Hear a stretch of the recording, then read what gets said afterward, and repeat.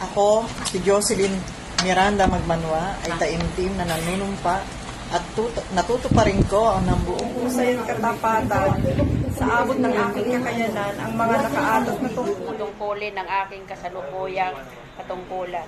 Sa aking na aking itataguyod at ipagtatanggol ang saligang batas ng Pilipinas.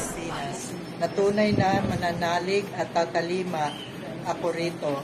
Susundin ko ang mga batas, mga kautosang legal at direktong pinairal ng Republika ng Pilipinas at sa at kusa akong babalikatin ang pananagutang ito ng walang anumang pasubali o hangaring umiiwas.